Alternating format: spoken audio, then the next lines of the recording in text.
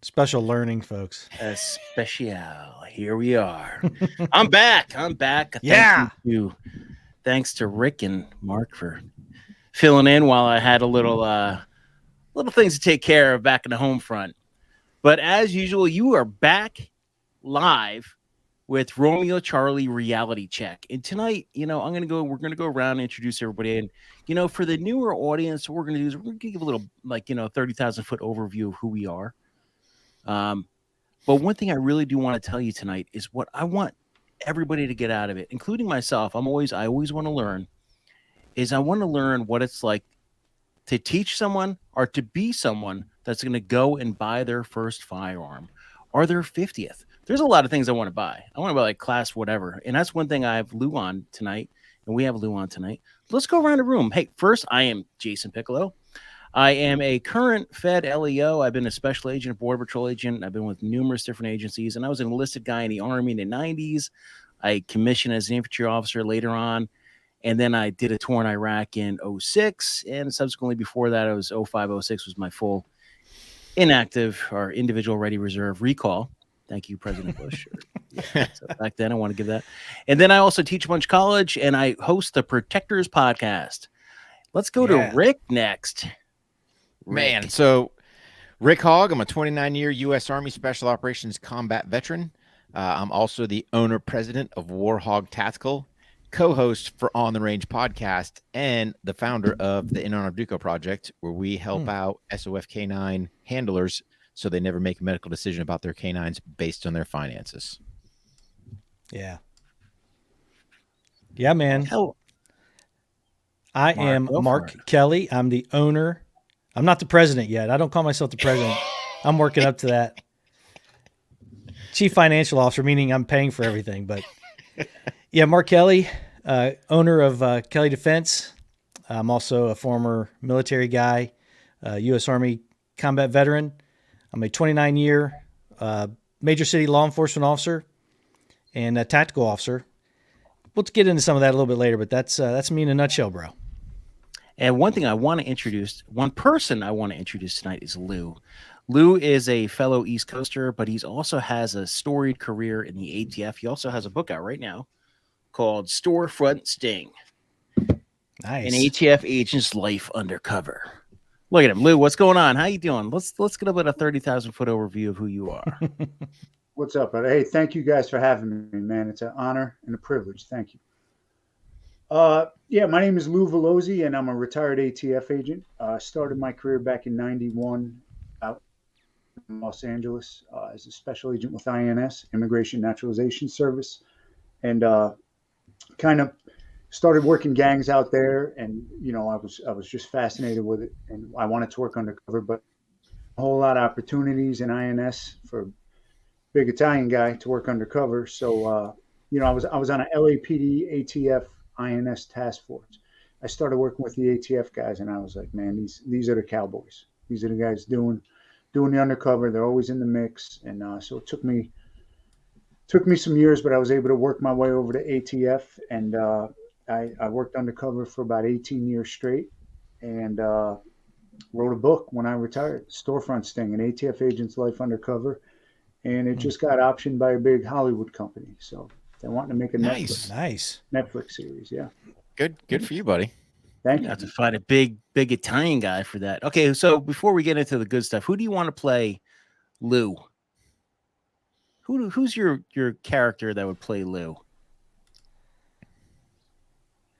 Oh, you asking me? Yeah, I want to know who you think should play the Hollywood edition of Lou Velozzi. Joe Pesci's too short and old. Mm-hmm. Yeah, I've had people suggest a guy. His name is Joe Manganiello. Joe Manganiello. Something like that. He's married to Sofia Vergara. Oh yeah. Oh, what nice. Good for him. Italian guy. Good. Yeah. Well done. Yeah. So Lou, I'm gonna throw something your way, buddy. Go ahead, brother. Let's think about this, man. Audie Murphy as Audie Murphy into Hell and Back. You want the part, man. Wouldn't that be? I mean, heck, if Audie Murphy can pull it off, come on, Luke can pull it off. Brother, I don't want to be I don't want to be rich and famous. I just want to be rich. So, because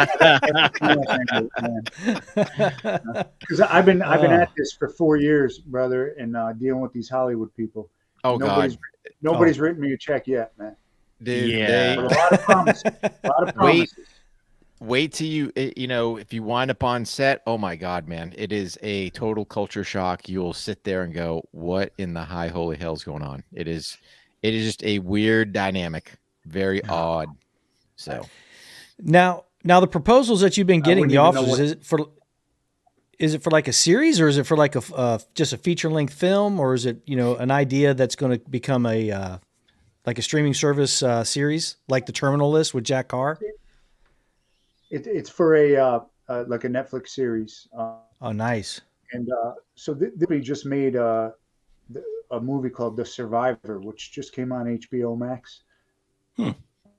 He's a Jewish boxer who was in. Oh, the yeah, Holocaust.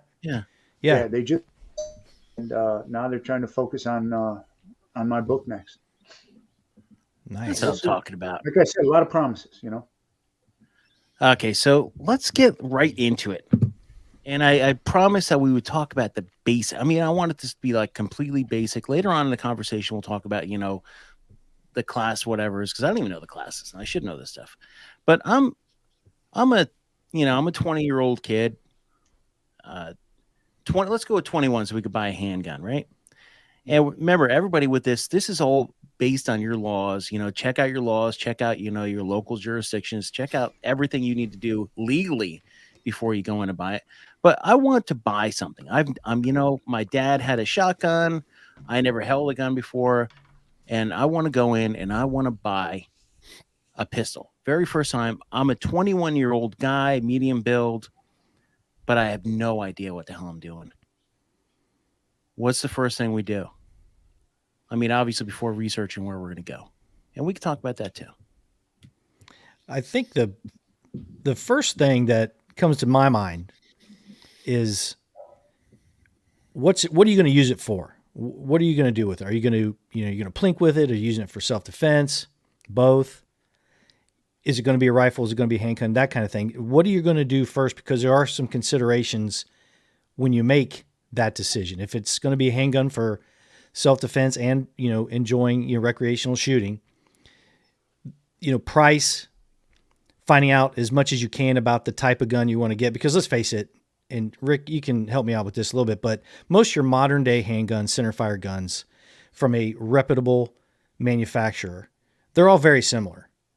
Mm-hmm. Now, there are going to be things that certain folks like yourself or me are going to be looking for, anybody on this panel, but we've been around the firearm business for a while. We've been carrying them for a living for a long time. But the finding out as much as you can and what you're going to use it for, I think, is probably a good place to start.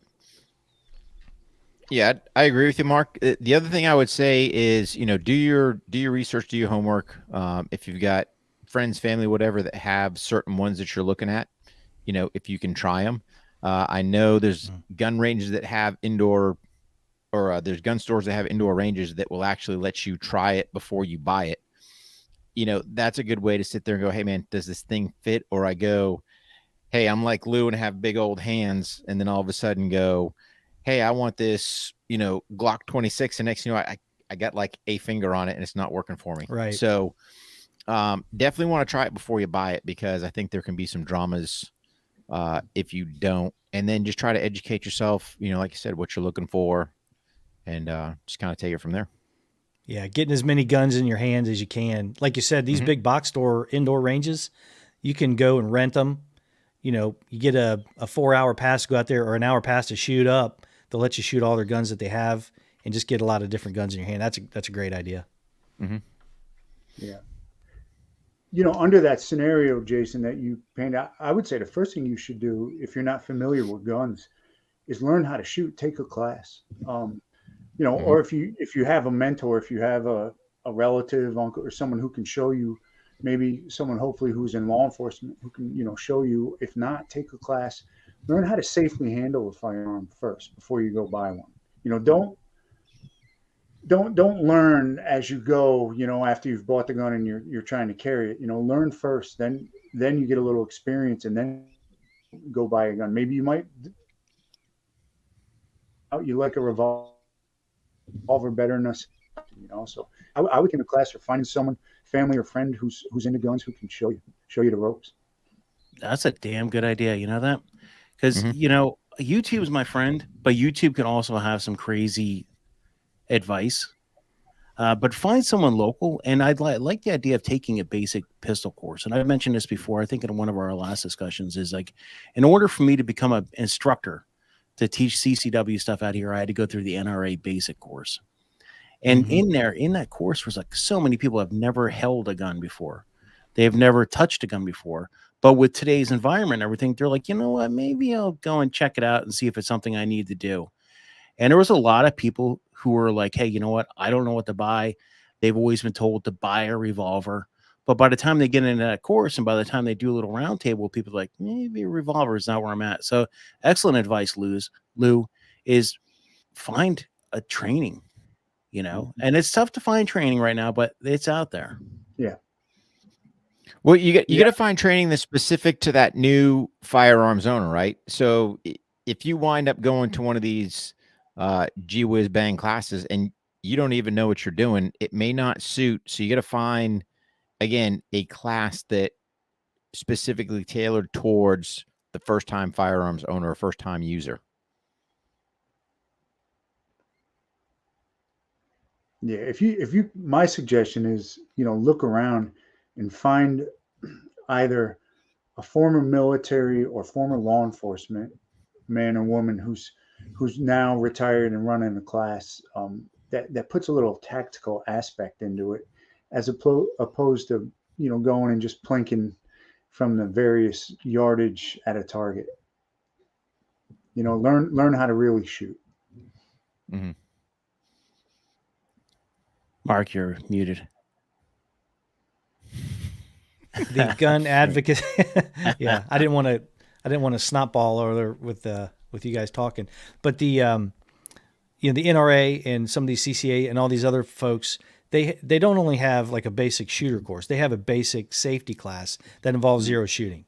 So you can even start there if someone's not comfortable with handling a firearm with someone they don't know.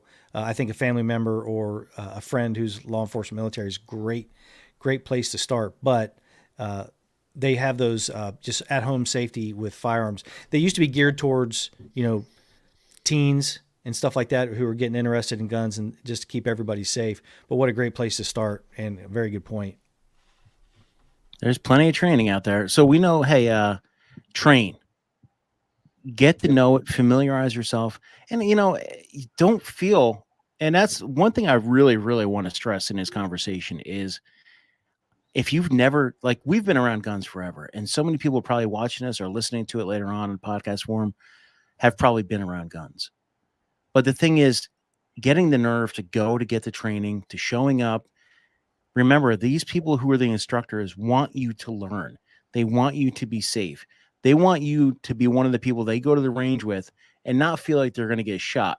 Because we all know if you've gone to a gun range, and you could go and rent a gun. We know, we've seen people rent a gun, have no idea what they're doing. They get it. They get like a 1 minute saying, hey, point it down range. Don't shoot anybody else. And they're all over the place. They don't want those people there. So if you're an instructor, they're going to welcome you in. And when do your due diligence when you're finding someone to teach you. Look at their background. Make sure that they are vetted. Make sure they're not like that crazy dude out of Detroit that's doing all that. You know who I'm talking about. Everybody knows who I'm talking about, that guy. But make sure you're vetted. So, okay, we're trained. We're ready to go. And we're like, okay, I know what I want. Kind of, do what I want to buy, a revolver, a pistol, this and that and everything. You're going to figure that out with the training. But when you first walk into a gun shop, I would say do your due diligence with that as well. Do your research, check their reviews, check and find out if they're going to be comfortable enough to sell you the thing that you need. And not as if let's say you're a 22-year-old female, just got done, you know how to shoot, you're good to go. You want to go in there and you want to buy a Walther or Glock or whatever, or like Pete said, the Toyota Corolla of handguns, the Glock 19. Let's say you want to roll in there and you want to buy a Glock 19 and you're dead set on that Glock 19. You've shot it at the range. You're good to go. And the first thing you do is you pop through that door and you got that 50-something-year-old guy, nothing against us and the late 40s and 50s, but nay, you have that guy, and that's guy's like, hey, you know what? You don't need a Glock 19, you need a 38. How do you approach that, and how do you stand up for yourself? And remember, this is a basic. I'll go Rick. Rick knows what he's talking about. At 29. Yeah, but see, here's the thing, right? It's no different. It's like the used car salesman. If you're going there to get car X, he's going to try to sell you car Y. But if you already go, no, I want this one because I've done my research, done whatever. Hey, thank you for your advice. I mean, you can be courteous to the guy. Hey, thank you, but no, I'm going to go with this one here. I don't know, shot it before, looked at it, like the review, whatever your pitch is. But at the end of the day, you're a customer. So yeah, I mean, yeah, gun shops will try to push some things. I'm not going to say they won't, right? But at the end of the day, you're the customer. You've got cash in hand. But I would rewind the tape just a little bit, Jason, before you even go to that step. Make sure that you've done your due diligence for your state. So, for example, in the state of North Carolina, you just can't go to the gun store and purchase a pistol.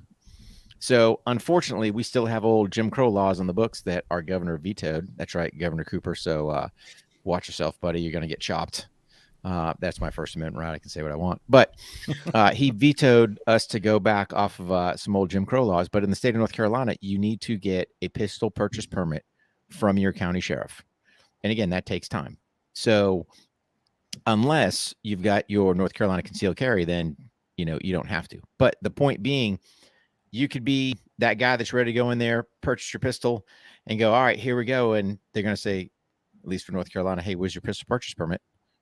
I don't have one. Now you just wasted, to me, time, your number one most precious commodity. Now I got to turn around. All right, what's the process to do that? Figure that piece out. So just make sure you're doing your legality check prior to whatever state you're in. I mean, Luke can probably tell you, New York, best of luck to you. Commonwealth, Jersey. Massachusetts, Massachusetts, best of luck to you. Yeah. California, hey, best of luck to you. I don't even know where to start with that stuff, but you guys are going to have some definite more hurdles, and you may not get what you want. In some of those states, if it is not that state compliant, I don't care what you want, you potentially may not get it. So just be aware of that when you go in there. Yeah, it's good advice. Those big, when you go to those gun stores, we all know that guy. You know what I mean? And Rick's right. You are the customer. I think the confidence for someone who's getting into that genre is going to come from the training, like Lou said. It's going to come from the research, like Jason was saying. It's going to come with that confidence, handling firearms, getting the training, and then knowing exactly what you want by that point. And then you just go in there and you make the purchase no matter what. We know those guys. God love them. They probably do a lot of good than they do bad, but we know that stereotype about the folks who are selling guns. Yeah, it should be an educated purchase. In my opinion, your first gun, you should already know what you want. If you've taken a course, if you've shot some guns, ask your friends, family, whoever, and you should know what you want when you walk in that store. Because if the young person who goes into a gun store and says to the salesman or whoever, what do you think I should buy? They're going to unload whatever they've had trouble unloading, right? They see someone who's new. That's like you said, the car salesman thing. You're so right with that. So, be educated, be an educated consumer and know exactly what you want, right? If it's a 6-hour P65, that's what you want. Don't go in there and be talked out of that. Be an educated consumer, man. Guns are no different than any other commodity you're buying. They're certainly not cheap these days. And you got to be happy with it, right? It's got to be a good fit. It's got to work for you. So, that's one thing I've been using too is an FFL. I found someone who works out of their house. They have the PO box, they have everything set up, and I pick out what I want. I either order it direct from the company, or I order it direct from Gun Broker, or I go here and there and I find it, and I transfer it to his FFL. They do all my paperwork right there in their house. Relax, we're chilled. There's no salesman or anything because they're going to get their cut. They're going to get their $35, $50 for the transfer. and then they're going to get their whatever 10% over what they're doing. That's another way to look at it as well. There's a lot of different ways to purchase a firearm that are outside of, just going to a shop. Do you guys have any experience with working with FFLs direct? Yeah. I mean, it's the easiest way to do it, right? So, when was the last time Rick bought a gun? I don't know. When was the last time Rick got a gun? Yeah, I mean, just being an honest broker. And typically that's just the manufacturer. Hey, what FFL you want to send it to? And it goes to a gun shop, right? Because I've got a relationship with those guys. I can also get my my NFA items dealt there. So it's just easy one-stop shop. I know all those guys, but that's super easy. So you just show up. I still I still have to abide by the state laws, right? So I still show my concealed carry permit because that negates them having to do the background check or pistol purchase permit, all that stuff. And it's like, yep, there's my North Carolina concealed carry. Here's my ID, picture ID, of course. And then, go about your business. I'm not paying what'd you say, $35-$50 FFL transfer? Poof. Yeah. I talked to you savages, man. Yeah, I'd say, hey, man. Okay, listen, I don't want to tell you that the Piccolo doesn't pay the $35-$40. Oh, okay. It's usually like, hey, Jason, come on in. Yeah. Typically my FFL is like only like 20. It depends on it. I'm just saying in general, they could charge you $35-$50. Sure. Yeah, a lot too. And and that's the thing about finding a good FFL. Who buys just one gun anymore? I mean, eventually, Nobody. let's say you buy the pistol, and then you go on, you buy the rifle, you buy this, you buy that. And that's one thing I want to talk about. First-time gun owners, you're going to buy a pistol. Let's say you buy a 9mm, you buy a 38, you buy a 45, nobody's buying 40 anymore. Let's talk about like something that nobody ever talks about is like ammo. Practice ammo versus, carry ammo versus home defense ammo. If you're going out there and you're practicing, let's say with a 9mm and you got like 124 grain, and then all of a sudden you're like, you're loading up with the plus P, like 5 million grain ammo. I mean, let's talk about that. Practice with, at least practice a little bit with what you're going to carry that thing with. 100%, Jason. And here's the other thing, Lou, not to cut you off, but don't forget, all your engagements aren't going to happen during the day. Make sure you're out testing, if you want to say your self-defense ammo. If you can get indoor ranges are great because you can dim the lights, right? Or if you've got a range, you can go at nighttime. You don't have to blaze a whole bunch, but get a couple rounds down through there and go, hey, is this thing flashing in my face? And go, probably not the best choice. Or if I'm going to do that, have a couple different manufacturers just to test it out. Hey, am I going Federal or Winchester or whoever, and just go, man, that thing barks like a dog, and I really don't want to deal with that at night. So sorry, Lou, I know I cut you off. I'll let you go. Yeah, no, I was just going to add to what Jason was saying about, you definitely have to practice with what you carry. But man, these days, you better get a second job because ammunition, it's out of control. I've never seen anything like it, man. I went to Ace Hardware. I was just going to buy something. I went to Ace Hardware, and I would have had to taken like a second mortgage on my house to buy a box of 9mm ammo from Ace. Unbelievable the prices. So Lou, I know a guy that can hook a brother up. So let's sidebar chat after this. Absolutely. Yeah, so, that's if someone, and if you find a good reputable reloader or something for training, oh man, become friends with them. Yeah, but I'll throw this out there, Jason. There's a gentleman out there that I'm dealing with that he specifically is a reserve officer, but he's got a ammo distribution company. His main focus is LEOs. Whether you're active, retired, he wants to put bullets in cops' hands so they can train. So just make the connection. Go, hey man. There you guys go. You take it from there. But let's think about it. And Lou's hitting a critical point when you're looking at your ammo. This is where, the dry fire piece has to come in, because a lot of gun owners, they don't dry fire. And this day and age, unless, like Lou's saying, you've got a second mortgage out on that house just to afford your ammo to go train. Right. You better find, you need to train, but you better be doing something with that firearm so that you're comfortable with it, and it's not always shooting bullets. So Yeah. Lou, you bring up a good point. Price is a consideration, not only because it's difficult to afford for many people, but you're not only going to need the handgun. You're going to need ammo to practice. You're going to need ammo to carry. You're going to need carry ammo that you can practice with. You're going to need a holster. You're going to have a solid belt. You're going to have a safe.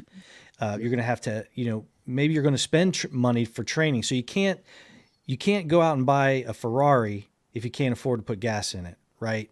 So people, like I said, the modern day handgun, many of them, I don't care what major manufacturer that you're talking about, and even some of these other ones that are coming up that are really good stuff, they're going to be solid. So you may have to, price is definitely a consideration because you want to be able to train. Great point, Lou. Great point. And let's talk about the different things out there. SIG had the most hellacious PR campaign the past few years. I mean, I'm looking at 3 or 4 SIGs in my house right now. The 365, the 320 compact, the 320 Legion X5. There's your target audience right there. I know. I'm like, you get one, you got to mess around. And then you start modifying them. But, being a Fed, Glock 19 for how many years I carry that thing? I still got a Glock 19. But the thing is, buy something you could afford. It doesn't have to be the fancy dancy this, that, and everything with red dots and all that. Buy something that you could train with. If you want to upgrade later on, feel free. Glocks are Glocks. Glocks have been Glocks forever. You point them in the right direction. You pull the trigger, fires, you throw them in the mud. There we go. And everybody's jumping on the Walther. Walther just came out. It's the only handgun he has, by the way. It's the only one he has. That's it? only one. That's it. Yeah. Yeah. Is that his Glock? No, it's my Walther PDP. And it was funny. It was funny. Some guy wearing this jacket, one of them little windbreakers that said ATF on the back, just pulled it out and said, "Hey, dude, here, take this." And I was like, "Oh, okay, cool, thanks." No, I'm really digging the new lines of Walther. Let's talk about Walther. What's going on with that? As far as the PDP, so man. is here we go. So this is their compact version. Make sure I unload that thing. I'd hate to see one of these really. Boom. Look at here, Jack Holes. I know the status of my firearm, okay? Treat all firearms if they're loaded. However, know the status. It's been unloaded. Duh. Listen here, Johnny. I had to throw that out there. Yeah. That would have been the most classic thing ever. No, I'm sorry. God. Watch this. Wow. Ooh, are we live right now? Oh, but I meant to do that. No, that's their PDP. So that's their latest pistol they got going on out there. So this is the compact model. It's 15 round mag. Their full size one, I think, is 17. So obviously the butt's a little longer. I think it goes out to about 5 inches out in the front. And then they just came out with, so you talk about handguns and stuff, their PDP F for females. So they specifically designed smaller frame, everything to, kind of fit the ladies' hands better and all that other stuff. So, from the Walther side, it's like, okay, cool. Who else is kind of driving guns towards the ladies? I don't know of anybody else. So I think doesn't Smith has one that they kind of geared, Smith and Wesson. Well, just paint it pink, but did they actually do anything to the ergonomics of it? I know they didn't specifically address, but I know the action, everything is a lot smoother. Okay. I can't remember which one, MP or one of those handgun models. Yeah. Well, Walther just did they just launched they're getting ready to launch the PDP F, for the females. So I guess at some point they'll probably do the PDP U and X.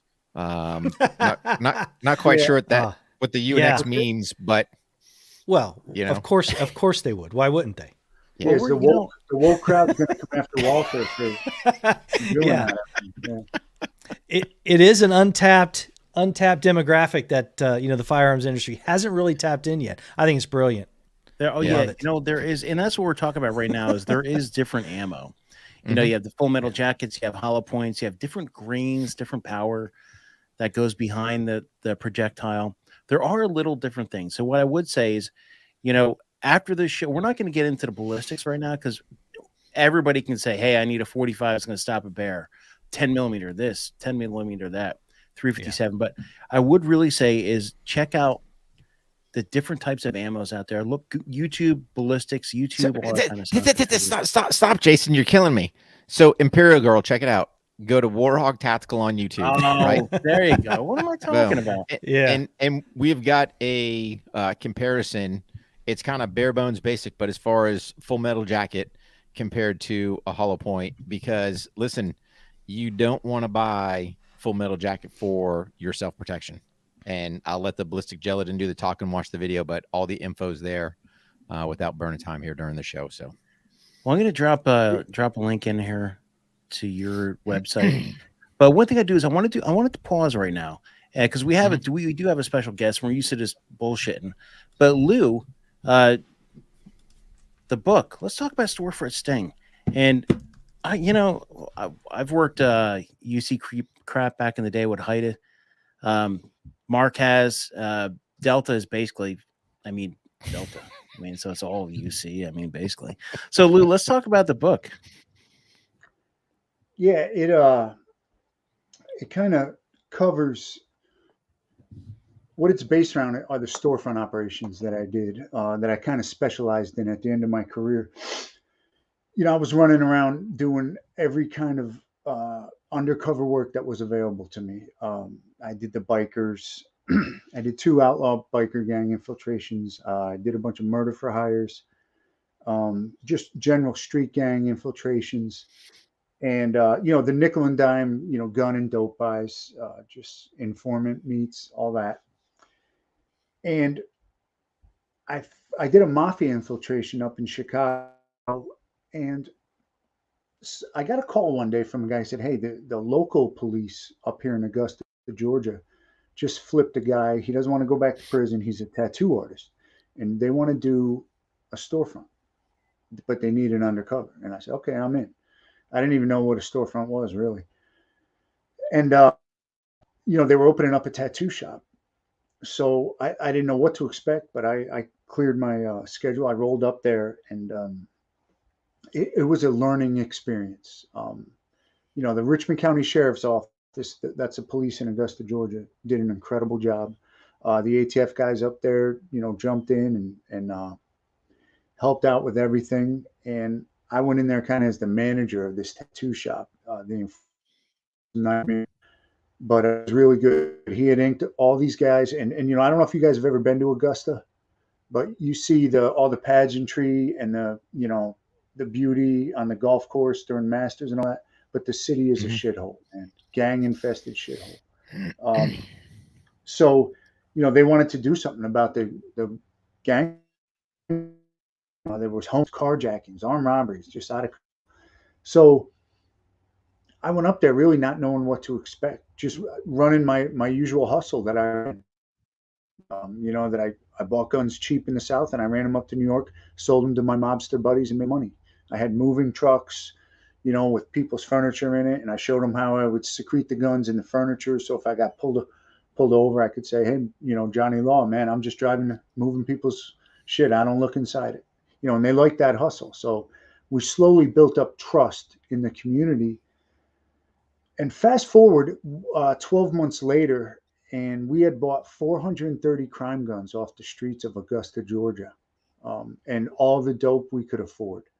We didn't even want dope, but we were just buying it if we had extra money for it. So, ATF had never really seen those kind of results in that kind of time period, right? 12 months, 430 crime guns, over 100 defendants.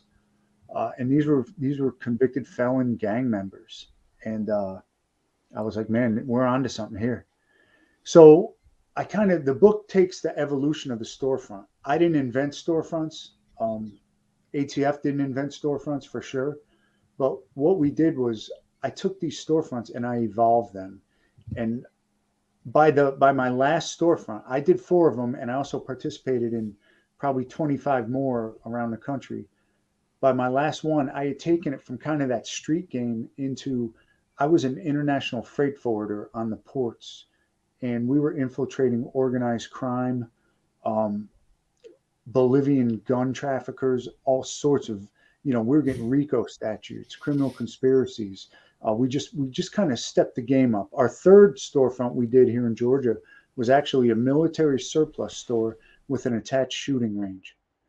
So we had gangsters coming in on film, shooting their stolen guns in our shooting range, all on video. So we definitely turned it up for each one. And that's what the book is based around, is the evolution of those storefronts. That's pretty cool, man. I just started it, and I'm on page like 25 now. Got plenty to go. But we just drop links, and yeah, you can get. And I'm looking at your website now too. It's like you can order signed copies. Yeah, the what went on in these storefronts is just, it's never been told before. It's just unbelievable. There were, so we had all these gangs coming in, and it was inevitable that they would clash. And we had just fist fights, all out brawls. We were burglarized. We were robbed. Just massive drug deals that we didn't even set up taking place in front of us. All this crazy shit went down. And, somehow we were able to hold it together. And, we bought over 1,000 crime guns during those 4 storefronts that we did here in Georgia. Wow. And like I said, like when you're working UC and stuff like that, and that's the thing is, like, when I was working like in the groups that did it, I wasn't the actual undercover, but I was in the undercover groups. And you never know, like when you're doing the takedowns, San Diego's a big place, but it's not big. Augusta's not a huge place. What's your life like outside of there? I mean, are you moving like 45 minutes away? Are you moving like an hour away? You never know when you're going to run in. Yeah, we did them all differently. There were times when we stayed at hotels outside of the city. There were times where we rented houses, undercover houses. In the undercovers, we would stay in these houses, and even, they were all wired up for sound in case something. But we tried never to do anything outside of the storefront. So we always stayed close by, and lived in some sort of undercover setup, usually an apartment or a house, sometimes even hotels. Yeah, it must be. Everything had to be done pretty much by scratch from the beginning, right? Because it's not the usual police operation where you can pull strings and pull favors. Because if you did any of that and the word got out, you might as well not even do it. So Sal Nunziato, that was my undercover identity, I had to go out, actually find a place, right? Commercial real estate, get a broker, go through all the interviews and talk to the landlord and actually rent a place, all in my undercover ID, and deal with the fire marshal, code enforcement, the local cops, all that shit. It was a tremendous amount of work on the front end to set these things up, because it all had to be done from scratch. You touched on a little bit how challenging, and this is just a question from a little bit of experience, how challenging was it to keep this under wraps, even though you're always going to need the local PD? I get that. But how difficult was it? We're using task force officers that were embedded already. And, most of the time the inquiries, as you know, come from the top, and they get offended when they don't know. Yep. So incredibly difficult, brother, incredibly. So what we would do, usually the only people that would know was the chief of police or the sheriff. It was a sheriff's department, and the 3 or 4 investigators who were assigned. That's it. We would not even tell the agents in our office where the location was, the other agents who weren't involved. Like, that's how tight we kept it.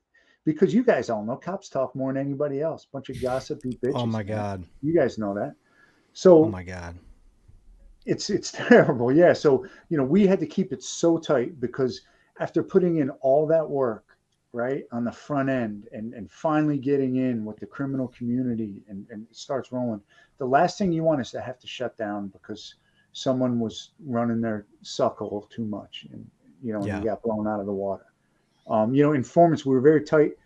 We used informants in some of these, some we didn't, some we did cold, which was difficult, but we had to keep the informants really tight under wraps as well. And you guys know how difficult that can be. But we knocked it out, man. We always, these operations have a shelf life, and you always know toward the end, you might have gotten burglarized a bunch of times, robbed. Like I said, eviction notices. You got code enforcement breathing down your neck. The local police, we were harassed by Yeah. the locals because they thought we were Right. scumbags. And, and the guys working with us couldn't help us. So, when it's time to pull the plug, right? Hey, man, we got 300 guns off the street, crime guns. We've wrapped up 95 defendants. Let's pull it before something bad happens. It's always around that 12-month mark. You don't want to push it. So, Lou, I got a quick question for you, man. You brought up an interesting point, the Bolivian gun smugglers there. So, do you know, were they getting their guns from the military? These guys were not. Okay. It was funny that their gun smuggling operation was kind of a side gig for them. They were making their big money off of stolen cars. They had the biggest. Really? Yeah, these guys had the biggest stolen car ring on the Eastern Seaboard, and it started in New York, where they had members of their organization embedded at Lexus dealerships all over the New York City area. And what they would do is, if Jason Piccolo went in to buy a $80,000 Lexus SUV, and he buys it, he drives that car home, he lives in Brooklyn Heights or wherever, and parks it in his driveway. They were just cloning the key. They would clone the key fob, and it would get passed off to another member who would go to Jason's driveway at night, chirp, and get in, drive it to a chop shop. They had chop shops set up in Jersey, and then it would go down to Hilton Head, South Carolina, where they had people at a DMV. And the guy explained it to me. He said, like in a country like Bolivia, 98% of the people are dirt poor. 2% are richer beyond all your wildest dreams. So Lexus doesn't have Lexus dealerships in Bolivia because 98% of the people aren't buying a Lexus. So that 2%, they'll pay $500,000 for that SUV. So really, I mean, it was all profit to them. Their only expense and only hassle was getting the cars from A to B. So the gun thing that they were moving, they were doing it mostly through straw purchasers, and it was mostly ARs, and a lot of them they were converting. A lot of them were full up. No, the only reason I asked, because when I was I did a lot of work down, current narcotic stuff down in Bolivia, and down at Chimare, the commander there, because he had access to helos, somehow scooped up a bunch of their government guns, got them on the birds, and we think that the pilots were shady as well, flying coca pastes, into Santa Cruz. It's a shoddy deal, right? Because like you said, when you got dirt poor people, even if you're in the military, they're still not getting paid that good. So when I sit there and go, man, here's a duffel bag full of money, turn a blind eye or fly these duffel bags there. Oh yeah, sure. Yeah. Chuck them in, so that's why I asked, when you brought that up, I was curious. Then I was going to kind of ask time frame, because again, it is just an interesting dynamic down there when you look at from the dirt farmer who's actually just growing the coca leaf to how this thing gets processed to all the other stuff from A to B to get product to the States. So, yeah. And it's interesting that, all you guys have brought up that very point, that all these other enterprises and all these other folks who are involved to make this get to the end user, the person who's purchasing the stolen item, the B&V guys, the shipping involved, and all these other scams, the employees in the stores itself, the people who are taking them. All those things are just falling into place. Did you have time to prosecute a lot of those other pieces in the network that made that operation make it to the end point? So me personally, no, I did not. I would run the undercover portion and blow out of town, and I was on to the next one. But they were followed up on, and a lot of it was thanks to NIBIN. I don't know if you guys are familiar with NIBIN. Oh yeah. Yeah. So because of NIBIN, I'd buy a stolen gun from some guy who we knew was affiliated with the Mexican mafia, right? And all of a sudden, we would run the gun through NIBIN and would say, "Hey, man, this gun was used in an armed robbery in Fort Lauderdale 12 months ago." And so, that NIBIN generates really good leads. So, now you have someone who can take the ball and run with it. As an undercover guy, that wasn't part of my gig. But to answer your question, yes, it was all followed up on, straw purchasers, people who were involved in the logistics part. That was all followed up on. Absolutely. Yeah. There's It's a lot also- to it. Yeah, I was just oh, go ahead, Mark. I was just thinking about like I'm looking at the book and I'm like storefront, and the first thing that pops in my mind, and it's like just a storefront. If I'm looking at this book, it's like, okay, what are they doing? It's like a pawn shop. But when you brought up the gun stores, the gun this, and all the other different venues where you could sell, that's pretty neat. I'm actually excited to read it now. I'm like, as I first started, I'm like, oh, we got a lot of similarities, INS, and then the Marshalls thing too, and all this other stuff. I think you should check out the book, and you can go to your website. Can you get it on Amazon as well? It's best to go on Amazon. Yeah, if you just Google Storefront Sting and Amazon, the Amazon link will come right up. Come off that $19.99. I promise it's a good, fast read, and people seem to love it. I basically wrote it the way I'm talking to you guys right now. That's how I wanted it to sound. It's not a hero story. I don't drive away, on my Harley into the sunset at the end. My career didn't end well. It wasn't a happy ending. I made mistakes, and I don't shy from any of that. I don't hide from it. But what, Lou, I was laughing because that's a story for another day, for another show called The Protectors. But the bureaucracy of the government and everything that goes along with it. It's touchy, and we've all been there, definitely. One question before we move on from the book is like, were you like a gun guy before you going into the ATF? No. So before I got hired as a special agent with INS when I was 22.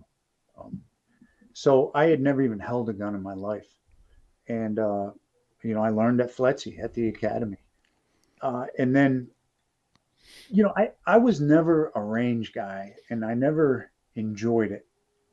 It was always something I had to do until a guy who got hired shortly after me. His name was Rick Register, and incredible shooter. And he was an SRT guy. He was a SWAT guy, and he just happened to be in my office. So he's covered me on a million deals, but he's the one who made me realize how important tactics were as an undercover, and trained me in undercover situations, and made me realize that, you know what, if you train right, if you train often and train right, when the shit hits the fan, and it did, you're just going to do naturally what you've been trained to do. And, once he got a hold of me, going to the range wasn't something I had to do anymore. It was something I wanted to do. And, everyone should have a Rick Register in their life, every law enforcement or military guy who can show you the importance of it. And sure as shit, when the time comes, you're real glad for that person when you got to use it. Mm-hmm. Hey, Lou, just one quick question on the book. Did you self-publish through Amazon? No, a publisher. I have a literary agent, and okay.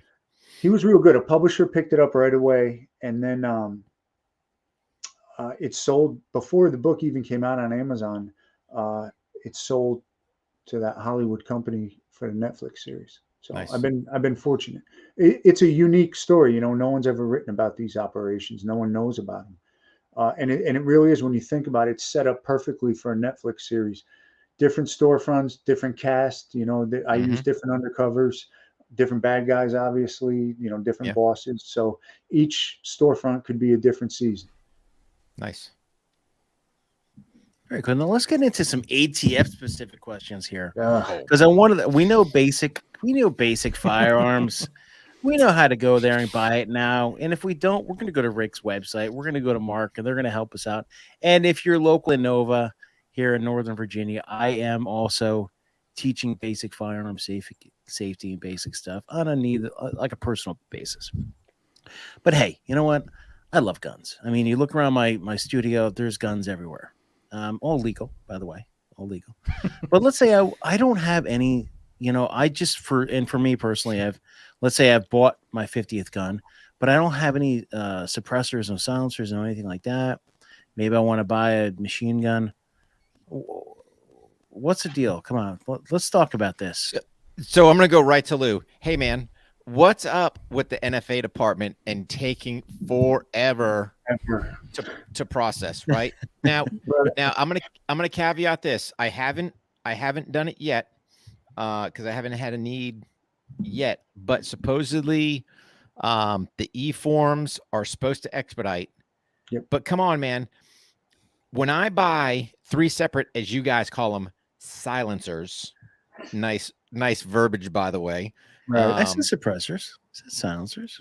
No. ATF refers to them as silencers. You use the proper verbiage there. That's right. So since we have Lou, I don't want to insult him, but I'll use his own words because it's best to use their own verbiage, right? And I'm not beating up on anybody, but so I bought 3 silencers at the same time, submitted all the tax stamps at the same time. Do you think they all came back at the same time? No. So it just, I would just caution people. And if you've got any insight, I'd love to hear it. But when it comes to NFA or National Firearms Act, which would be your short barrel rifles, your silencers, or your machine guns, there's a delay in getting it. So don't think you're just going to walk in there, buy your first handgun with a threaded barrel and think you're going to slap your silencer on there, because that thing will be potentially in ATF jail for a year plus. But do you have any insight on that, brother? It's purgatory, the term we use for it. Well, here's the deal. And I have so many buddies and people complain to me about it. First of all, I'll say I was an undercover guy. I had nothing to do with the NFA branch at all. And I'll also say this. ATF is like every other agency. Jason, you're well aware of this. So probably 10% of the agency does 90% of the work. All right. And like other agencies, there are people who shouldn't be there, who probably have very different views than the 4 of us have, and who don't want the general public and law-abiding citizens necessarily armed with machine guns and silencers and all that, which, you shouldn't be working for the agency if that's your mindset, in my opinion. But I think that might play a little bit into it. I will say in the last few years, COVID absolutely has destroyed, the speed of the NFA branch. For a while they were working from home and the backlog was out of control. So, there's probably been a good 2.5 years where an already slow system has gotten just out of control slow. But I think, Lou, here's my thing, right? If Rick were to go up there and just look at how the system works, okay? So if you're going to do a NICS check on me, boom, you plug my name in and you're getting information, right? If I've already put the process in at some point, where's the delay? And I guarantee if you sit there and dig at it. Okay, Lou, you know what? I'm going to give Lou a break on this one. Seeing as no. I'm not saying Lou. No, what I'm just saying. I'll explain it to you right now. It's called bureaucracy. Yeah. You have a special agent over here, 1811. They're out there doing the undercover work. They're doing this, they're doing that. And then you have management program analysts. You have different types of people doing different types of jobs. And, me being, when I was with DHS, everybody lumped everything into ICE. But ICE had a Homeland Security investigations, and they had enforcement removal operations who did all immigration. And there's just so much bureaucracy, and there's so many steps. And what I would do is I would go to the ATF, and I would lean out these processes. I would be like, okay, take away there's too many steps. And I'm hoping this electronic thing they have going now is because I've been a year in purgatory. So the electronic, that I've heard nothing but good things. And I think for me, and again, not beating up on Lou, but where it chaps me is, Uncle Sugar, each one of those items, you want 200 bones that you're more than willing to cash that check almost right from the get-go, right? So you've taken my money, and I'm sitting there as the consumer going, you spent my money. And I'm sitting here going, I need a stamp. I mean, I can't run to the post office and get one. I just need the stamp. That's it. Just, and that's the whole process. Well, you know, I guarantee you one thing, Rick. The four of us could start a company and go to the NFA branch and get a contract and privatize it and have it running so smoothly, and Yep. people would be getting their tax stamps within 30 days, all right, of us depositing that $200 check. Yeah. Because the government is inefficient. What can I mean, that's No, across the board. Unfortunately, it's not just the ATF NFA branch. It's across the board. I've been dealing with the U.S. Copyright Office on an issue with my book, and brother, it's a nightmare. Brother. It's across the board. No, I know. I've had to deal with in USPTO. 243 days when I finally get out of this mess, I'll give you guys because one of my main, and this is getting out of the side of the firearms thing, but one of my responsibilities and one of my jobs was to lean things out, Lean Six Sigma stuff, to take processes and improve them. And if one of them was taking a hiring process that was from like 9 months to a year to get it down in 90 days, we can knock this. A lot of things with the paper thing is you would have a paper copy coming in for a stamp would take 50,000 processes. Now you have the electronic one. These people who are still working at home with COVID can still process this quote unquote paperwork. Right. So, I mean, we're starting that business 244 days. It's going to be a good one. We're going to, I guarantee you the four of us could do better than a couple hundred people at that NFA branch. I guarantee it. That many works up there? Oh yeah. Oh God. Wow. Contractors, full-timers. Yeah. Well, nobody wants to answer the phone. And again, I'm not throwing you under the bus because it's like, they only got two phones. yeah, they do. They got 400 people and two phones. So I did the I did my tax stamp, and it finally got processed in March of last year, and it didn't get processed. It's just pending still. And I did that whole fancy silencer company or one of those places where they have the electronic one. I did that. I took my picture, did everything, and I called 2 weeks ago, and it's before I even talked to Lou, before I could throw Lou under the bus, because I know the deal. It's not Lou's fault, but it's like it's pending. So everybody out there, what we're trying to say is expect to be disappointed, and just expect that it's going to take a long time. I want to really buy a short barrel rifle, and that's kind of my next thing. And now that eventually I'll get this can, and it's going to be awesome. I wouldn't buy one. Really? You're just going to go with the I'd form one. No, I don't buy the pistol. I'm not going to get into that, right? Because we've got an ATF guy here, so I'll just keep my mouth shut. But yeah, no, I'd form one. I'd just form one lower. So just take one of your lowers, form one it. But why buy an SBR? To me, it's just, hey, this is my registered lower. Stick whatever barrel length you want on there. Yeah, true. Hey, Lou, am I correct? I mean, yeah, I don't want to be violating the law. Well, so all these SBR variants, that were coming out, and there was a lot of confusion because ATF has a bad habit of making decisions and then going back and changing the decisions they made when they do their classifications. So, Rick, I'm in 100% agreement with you that if you want an SBR, that's the way to do it. Just make sure you remember which one. If you've got multiple, make sure you know which one it is. Yeah. Mark's been quiet down there. He's like, I don't know if I should talk. Mark's got about 100 of them probably in his closet right now. Not 100. Only 99. Right? Yeah. And this guy just pulled up at the house. I don't know, some shoddy old station wagon, but he had this cool jacket that said ATF in the back. I said, hey man, you want some of these? I'm like, sure. I thought it was legit. Yeah. I thought it was Santa. That's it, man. Yeah. Well, we're gonna probably start wrapping it up now. Everybody, we are all available, and Lou's book is gonna be a really insightful.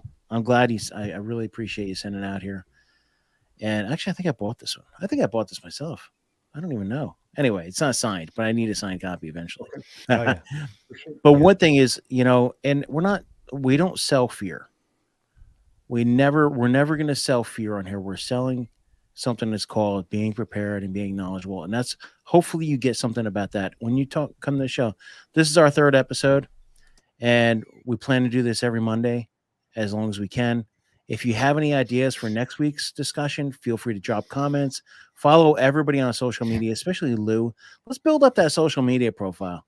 Lou's got like we need to get like 1,000 followers by tomorrow. Let's do. I don't know what happened, but that let's would be do it. nice. Not my strong point, brother.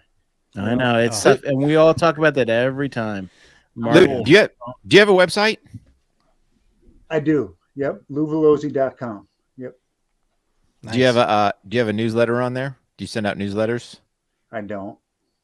It's just, brother, I can barely turn a computer on and off. Hey man, I'm with you. No, the only reason I say that, right? So, to Jason's point, the followers are cool. Don't get me wrong. Right. But when somebody, because here's the problem with the followers. Again, another unregulated industry. We've got bots and all kinds of other rubbish jumping in, jumping out. So the thing is, if you sit there and go, come to my website and sign up for my newsletter, to me, that's just a little more solidifying that, hey, I've got a potential customer that's either going to buy the book, service I'm providing, whatever the case may be. So just food for thought on that. Yeah. So if you sit there and go, hey man, we're running a book sale, right? Or, hey, they're normally, and again, I'm not speaking for you, but they're normally $19.95, but this week I'm doing special autograph, whatever, something like that. But I'd rather give it to the people that come to or sign up for my newsletter, because then I know, hey, you're actually interested in what I have to put out or my information versus just being on the social side. So totally. Yeah, that's a great idea. I gotta go. Hey, now you're on mute. Now you're muted. I'm professional podcaster Jason Picklum. Yeah, we're gonna be putting out a lot more stuff on our other platforms about marketing and being an older person like us, all post 40, a lot closer to 50. But you know 29. What? 29 years in special operations forces. No, but one thing I do want to say is make sure you do check out everybody's respective websites and everything. We are going to have a lot of training available. And a lot of stuff you could find is already out there. Rick already has it. Mark already has it. And if you ever have questions, just ping us. Same thing. I'm going to put Lou's book up here, Storefront Sting, ATF Agents Life Undercover. It's really interesting. And now I'm going to have to read the whole damn thing because I'm like, this is a damn good book. Lou, I'm looking forward to having on my show. I'm sure you'll probably be on the On the Range podcast as well. Oh yeah. Because here's the thing, Lou. It just you going through the process. Think about how much more you know about business, just business aspect, than your average people, right? Because you had to live it. Mm-hmm. I mean that in itself is mind-boggling. I mean, you could literally go out there and just sell your expertise on how to set a business up, let alone, all the ATF work you're doing. I mean, that's just incredible. And then having to go from city to city and, all right, here we go. We'll start from square one again. All right, where's this best building we're looking for? The cheapest one I can find. Yeah. It was the work.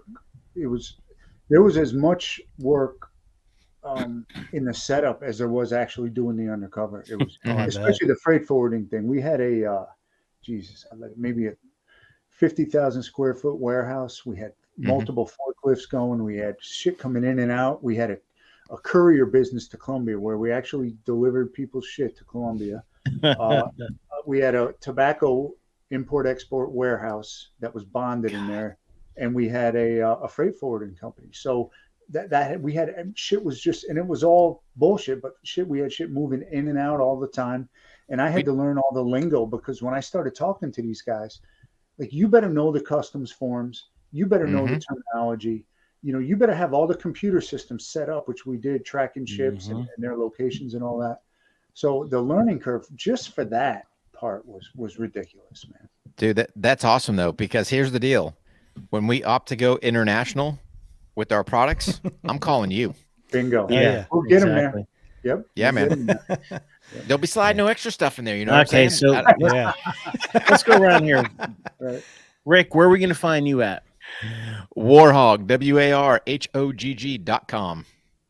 That's good. That's your one-stop shop for everything. Yeah.